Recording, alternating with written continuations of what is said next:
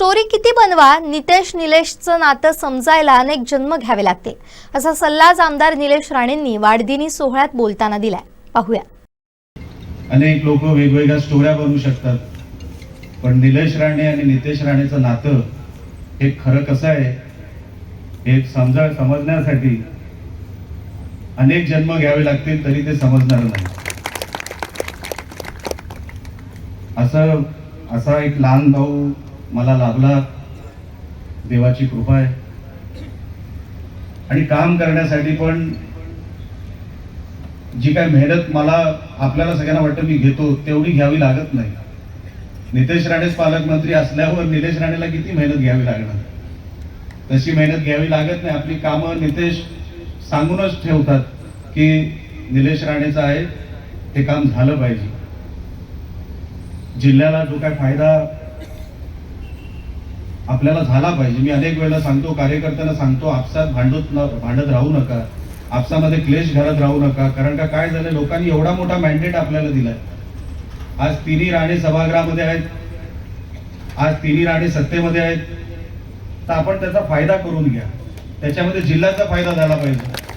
निलेश राणेचा वैयक्तिक किती होतो त्यापेक्षा या मतदारसंघाचा फायदा करून घ्या. मागच्या 10 वर्षामध्ये या मतदारसंघाला तसं काहीच मिळालं नाही आणि म्हणून सामंत साहेब मला भांडावं लागतं.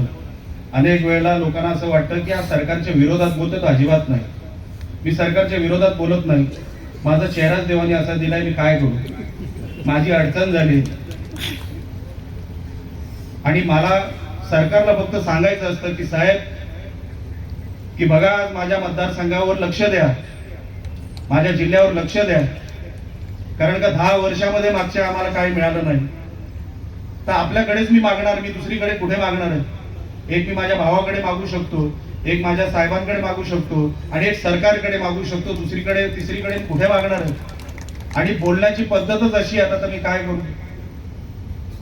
मी घरात पण बोलताना कधी कधी असं बोलतो. माझी आई कधी कधी विचारते, भूक लागली आहे का? आता मी तिला पण काय सांगू. तर अजिबात नाही. मी सभागृहात पण बोलतो, भूक लागलेली नसते, भरलेल्या पोटाने मी भाषण करत असतो. पण बोलायची पद्धतच अशी आहे, तर मी काय करणार. मी मागायचा प्रयत्न करतो की बघा, माझ्या जिल्ह्याकडे, माझ्या मतदारसंघाकडे लक्ष द्या. अनेक वर्षाचा बॅकलॉग आहे. अनेक वर्ष आम्हाला काही मिळालेलं नाही, कोणी काय मागितलेलं नाही. आणि मागितलेलं नाही म्हणून त्या मंत्र्यांनी ठरवलंय ह्या मतदारसंघाला काही द्यायचं नाही. साहेबांच्या नंतर या मतदारसंघामध्ये जोपर्यंत साहेब होते 2014 पर्यंत या मतदारसंघाला तसं काही मिळालं नाही, म्हणून मागायचा मी तसा प्रयत्न करतो. त्याच्या पलीकडे माझा काय हेतू नाही. मी सामंत साहेबांना सांगितलंय, साहेब माझ्यासारखा माणूस एक दिवस सामान उचलेल आणि घेऊन जाईल, परत कधी नाही. तुम्ही म्हणत असाल ना निलेश राणे नको, नाही येणार.